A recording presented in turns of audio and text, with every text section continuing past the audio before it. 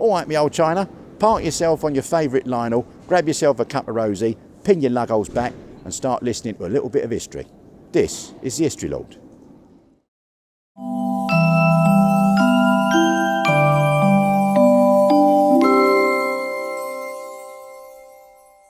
Welcome to London. Welcome to the History Lord. Sorry about that. I just had to do a little bit of Cockney for you because that's what we're talking about today. We're talking about the church behind, which is St Mary le Bow, and if you're born within the sounds of Bow bells, you are a true Cockney. But first, let's have a quick look at the church itself. There's been a church here since Saxon times, and in Henry II's time, the actual church was called St Mary de Arbus. It was rebuilt in the medieval times, and the reason it got its name of Mary le Bow is because it had lots of 12'6" arches and bows in there, and so the name rather stuck in those sort of times. The reason it had to be built in medieval times is because it was partly destroyed in 1091 because of a tornado.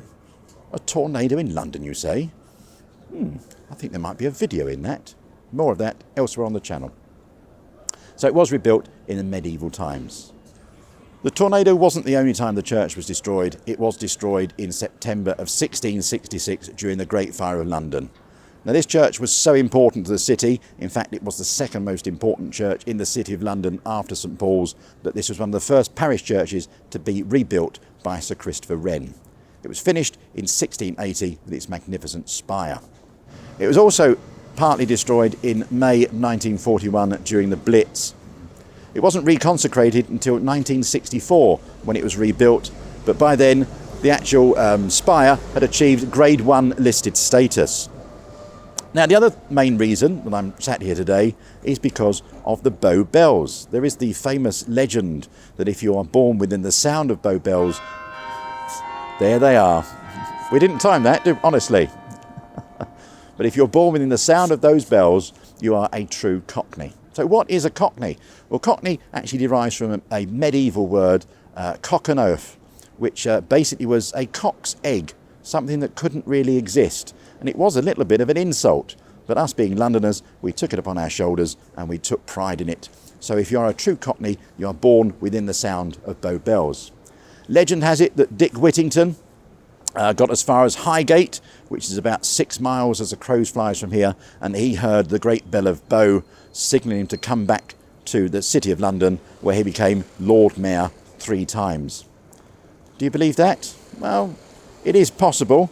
On a very clear day with no noise about, you can hear these bells as far as Hackney Wick, which is also about 6 miles away.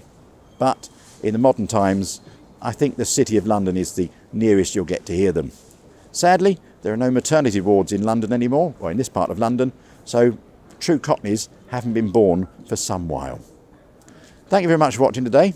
Do hope you enjoy these videos, and if you do, please subscribe, and if you want to know when videos are uploaded, there's a notification bell just down below.